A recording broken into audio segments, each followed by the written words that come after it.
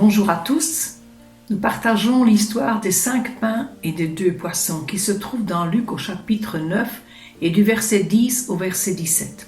En fait, ce passage nous parle des disciples qui reviennent de leur mission afin de rapporter à Jésus le succès qu'ils ont eu en son nom. Jésus veut les mettre à part avec lui, prendre un peu de temps dans un lieu désert pour être au calme. Mais une situation est venue bouleverser tout le programme. Une foule entière qui est dans l'attente, qui suit Jésus. Partout où Jésus va, il y a des foules qui le suivent parce qu'elles ont des besoins.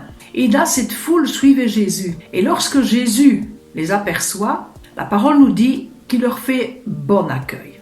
Il les accueille, il les enseigne. Il guérit ceux qui avaient besoin d'être guéris tout au long de la journée. Cette foule est là et reçoit du Seigneur. Les disciples, eux, après leur mission, certainement sont fatigués. Toute la journée, ils sont là. Et le soir arrive, ils sont face à une situation qui leur semble difficile.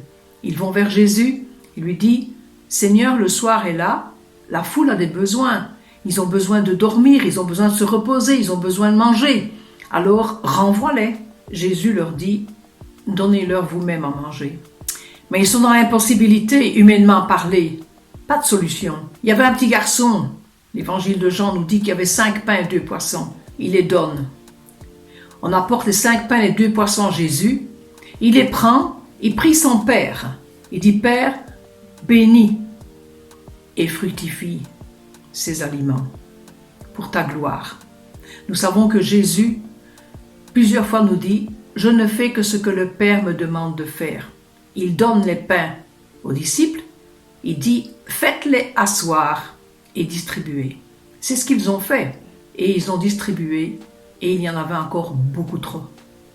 Ce passage me fait penser, dans Jean, il est dit que lorsque le Seigneur a dit aux disciples, faites-les asseoir, c'était un endroit où il y avait beaucoup d'herbes.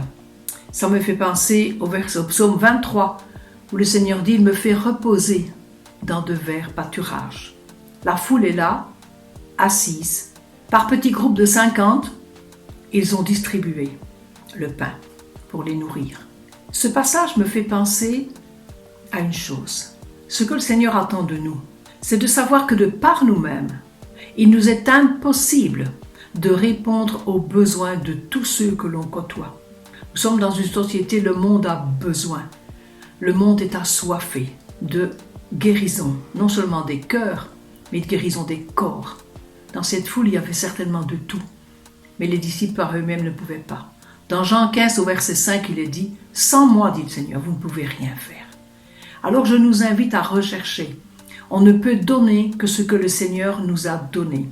Les disciples ne pouvaient pas distribuer autre chose que le pain que le Seigneur lui avait donné.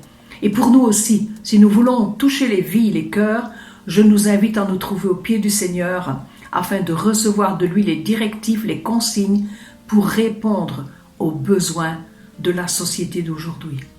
Que le Seigneur nous bénisse dans cette méditation.